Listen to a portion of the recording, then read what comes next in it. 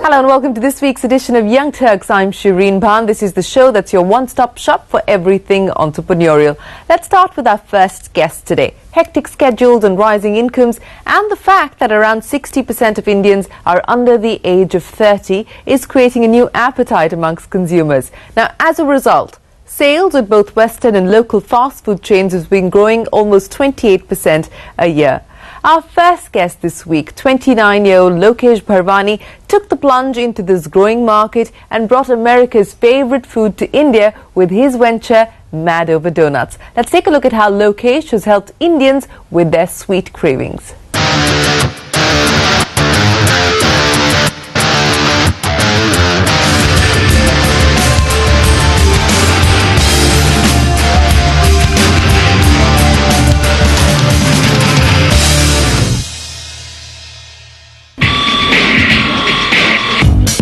The thought of rich dark chocolate with almond bits on a bed of soft and fluffy dough has you drooling, you have Lokesh Bharwani to blame. A sweet tooth made Lokesh shift base from Singapore to India and set up Mad Over Donuts in 2008, India's first donut chain. Lokesh began his affair with the snack during his student days in the US, where he would binge on donuts for breakfast. Bringing various ingredients together, Lokesh brought in a team of food science specialists who perfected the recipe for eggless donuts after a year of testing. From the kneading of the dough to the flattening, to the hole being punched in, to the baking, Mad Over Donuts Live Kitchen gives you the opportunity to witness the dough to donut making process up front. With the majority of ingredients imported, what is it that makes customers go mad over donuts? Number one is the product. We spent over a year and hundreds of R&D trials out of our laboratory in Singapore. So the product being to get the donut to actually be that soft and that melt in your mouth and that whole love at first bite experience, as that tagline says, I would say is one of our key advantages. The second one is that connect with the customers, and we really like to have everyone walk into our stores really go mad over donuts. We have a very strong connection with our customers. We have over 300,000 fans on Facebook. That gives us a two-way interaction about their experiences, about what they would want about the brand, and we can therefore respond to that to actually make it and to actually make the brand what our consumers want it to be. So that strong connect as well as the product. We see ourselves being ahead of any competitors that do come. And having said that, donuts is something which is so commonplace around the world, and yet in India right now, I would still consider it a niche product, and we would need a couple of other strong brands to actually come in, to make donuts a little bit more of a staple, a little bit more of a lifestyle choice, as opposed to being a niche product as it is today. And keeping this in mind, Lokesh has kept Mad Over Donuts pricing as appetizing as the items on its menu. From 40 rupees for a classic donut and 50 for the others to 200 for a box of 6, Mad Over Donuts serves you over 25 varieties. Introducing new flavors regularly, Lokesh believes that donuts have just entered the Indian menu and will soon become popular in the fast food market. Seeing that donuts have a long history. I mean, it goes back into the 1920s back in the US and in Europe. So it has a lot of history behind the product, and it's universally accepted. I mean, whether it's a kid, whether it's an adult, people around the world, everyone has seemed to like donuts. And though it was not in an organized way over here, everyone used to go to the neighborhood bakeries and there used to be a donut. So they were familiar with a round product or a round pastry that they used to have. We're in 3 cities right now, and so the potential of growth is immense. India is a very large place, very large market, and we don't see why the entire country will not be mad over donuts very soon. And this doesn't seem a distant dream, given that Mad Over Donuts has already sold over 10 million donuts since its inception. Lokesh and his team of 500 are now looking at adopting the franchisee route to expand the business. In 2010, Lokesh divested 33.3% stake to the Mira Group, a conglomerate with interests in hospitality and the food and beverage industry. Yeah, towards the end of 2010, the Mira Group took a strategic stake in Madhava Donuts, and since then it's just we basically tap on their resources, and we've grown it quite extensively ever since we've joined hands with them. They have they have the experience of running a lot of brands. They have experience of scaling up brands right across the country. And I know just getting their inputs, getting their experience, and tapping on some of their resources is something is a way in which we all work together to expand Madhava Donuts. It does operate as a separate company, and it's more just inputs and supports as the company grows, and but that has helped that experience, and that experience of growing brands internationally has certainly helped. The expansion of Madhava Donuts in the last couple of years. With a presence across 35 stores in Delhi, Mumbai and Pune, Lokesh now wants to take his venture pan-India and open 70 stores by next year. Lokesh is also extending his offering with cupcakes to be launched in May this year. Well, Lokesh, we hope you continue to serve up just desserts. It's time now for us to slip into a very short break. But when we return on Young Turks, we bring you the story of Gautam Sinha and his love for leather.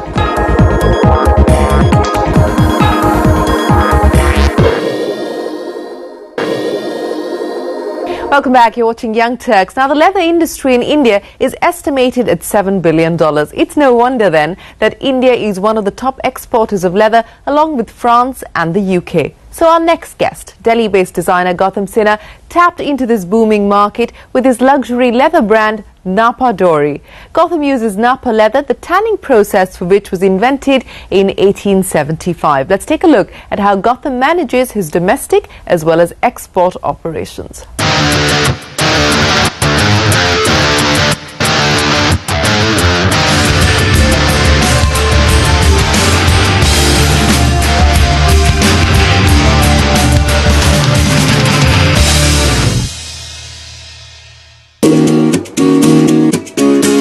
It's buried deep inside the heart of New Delhi's Hoskas village, home to new age chic and kitsch. Set up in 2010 by 32-year-old NIFT graduate Gautam Sinha, Napa Dori pays tribute to vintage India with a contemporary twist. Napa literally means leather and Dori means string, the two materials that play muse to Gautam's creative skills. This young designer turned entrepreneur wants to revive India's romance with looks. Conceptualized in the year 2010, and well, the name says it all. It's Napa Dori, Napa being a certain type of leather and a fine quality of leather actually, and Dori being thread. It was actually started off as more of an experiment, and we wanted to cater to the Indian retail market, something which was a lot more premium, and as we do our main products in leather, we wanted to portray leather as what it used to be in its golden days, as something, a product of luxury. Gautam uses Indian leather, often overlooked by designers, in favor of its Italian counterpart. His canvas combines imagery from rural India, the British Raj, Mughal architecture and even the cliched Indian holy men. On offer are laptop bags with digital prints of monuments or life in Kolkata, wallets, measuring tapes, watch cases, wristbands, cuffling boxes, leather-bound pencil cases, overnight bags and iPad covers, all made from cowhide. For the fashion-conscious consumer, Napa Dori offers belts, bracelets, satchel bags made of harness leather, totes and a host of home accessories. The most popular product is a set of old-fashioned trunks in pop-out colors like yellow, red, purple and green. Profits have been surprisingly pleasant. We've done about $100,000 in net profits in the first year, and our aim is to, well, the year is almost over and we more or less doubled it this year around, and we plan to take it forward year on year, the same way we're going at this point of time. The revenue model is pretty easy. We have retail shops, and our main revenue comes from that. Currently we have 2 shops in Delhi, and our first international outlet will open in Dubai in the autumn of 2012, and we plan to open about 5 to 6 shops every year, and these will be standalone flagship stores of Napa Dori, and along with that we do supply to a lot of retail outlets within India and internationally. Besides Napa Dori, Gotham also has his own export line which designs and manufactures fashion accessories and home decor products. The export division produces a range of products for international luxury hotel brands, ranging from in-room collaterals like pens, pads, trays, remote control cases to menu covers for luxury hotels in Dubai, London and India.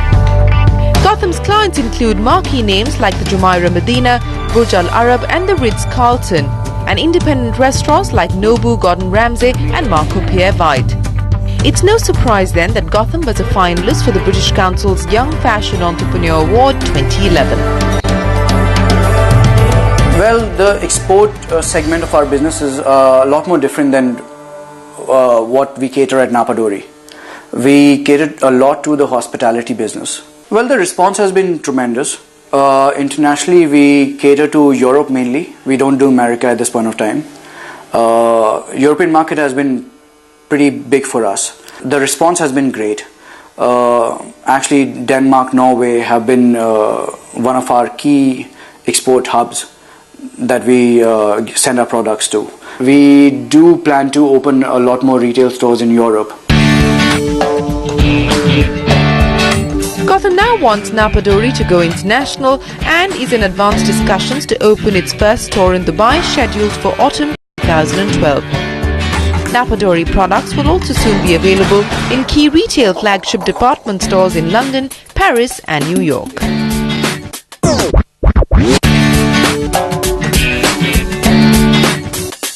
Well, Gotham, here's hoping you take Napa Dori to greater heights internationally. It's time now for us to take another break on Young Turks. But when we return, we dive into a story about artificial intelligence. So stay tuned.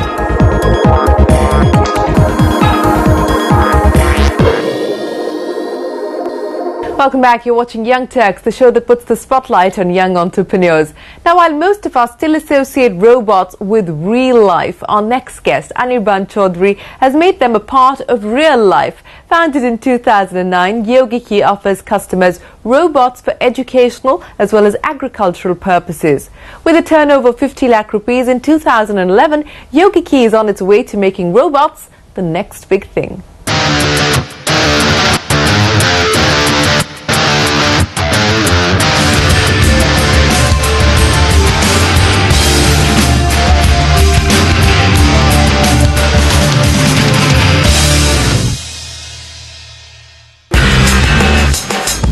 While studying mechanical engineering at the SRM Institute in Chennai, Anirban Chaudhary along with 3 classmates organized workshops on robotics for batchmates.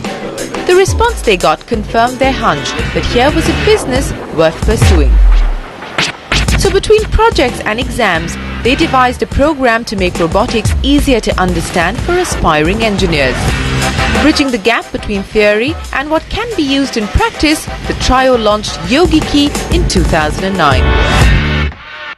We saw opportunity here that students in India are not able to invest that much money to make their projects and robots, but their foreign counterparts were able to do it because the cost involved was a little more, but then also they were having a good amount of money with them.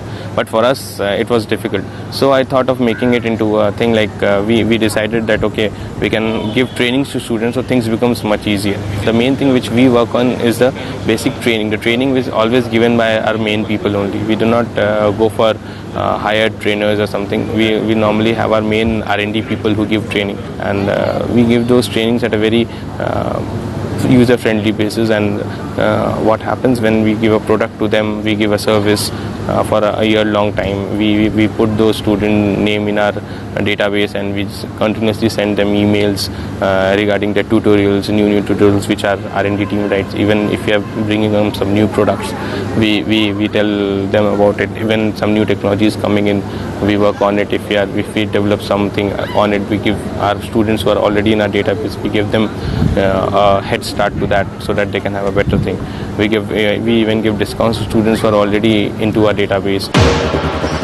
Apart from conducting workshops for students and professionals, YogiKey is also creating prototypes that have industrial use.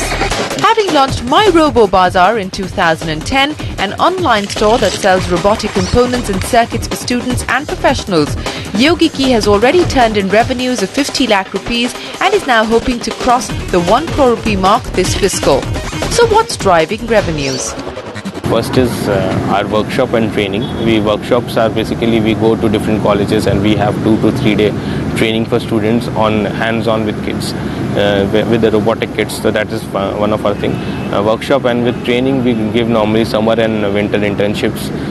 Internships are there. A few other training courses are also there, which we are providing in our campus base, that is in our office itself, training facility.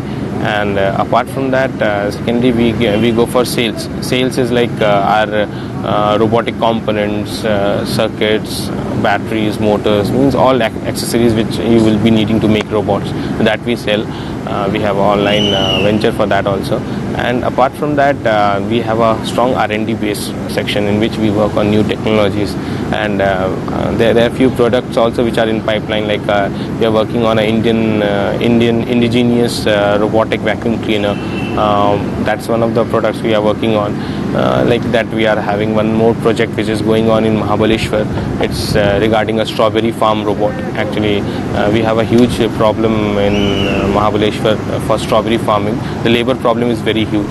So for that, we are making a robot which can plow, which can harvest, as well as which can plant the strawberry plant. With a footprint across 50 cities in India, YogiKey has guided over 30,000 students since inception. Having already tied up with over 100 educational institutions like IIT and ISRO, and with over 10 lakh students passing out from engineering colleges every year, Anirban sees a huge potential for his robotic venture.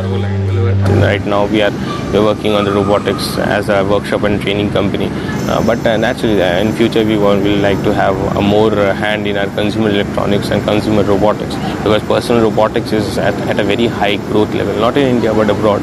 And as I think that the Indian consumers are getting more and more capacity to spend, so I think the personal robots will be very common in India, say around 4 to 5 years down the line, and we want to use that timeline to develop products, so that by the time when the time comes in, we can directly put in the things into the market and we can get a good amount from it. So the growth looks pretty good. From our workshop and training only, we are almost giving around 60 to 70% growth on a constant basis for last 3 years. So it's like the growth seems pretty good. But once the personal market, the personal robotics market is hit, then we can aim for 100-200% growth easily. And betting big on this potential, Anirban is now looking at working on more commercial robots, and for that, he's looking at getting grants from the government and banks. But in order to drive growth, Anirban is keen on the franchisee route. The future plan mainly will be increasing our training and workshop. Actually, we have started a franchisee system also. We have been giving around 2 to 3 franchises all around India. We have already started working on that, and setting up. We are actually working on school robotics also, because school also we can start up robotics at a very lower age of class 7th or 8th. We can start robotics. So we are planning to set up robotics lab at school level also. We have been approached by a few schools for that, and we are working on that plan also, so that we can have robotics lab installed in schools and easy interfaces, so that students at a lower level can only learn robotics and understand their subject in a better way.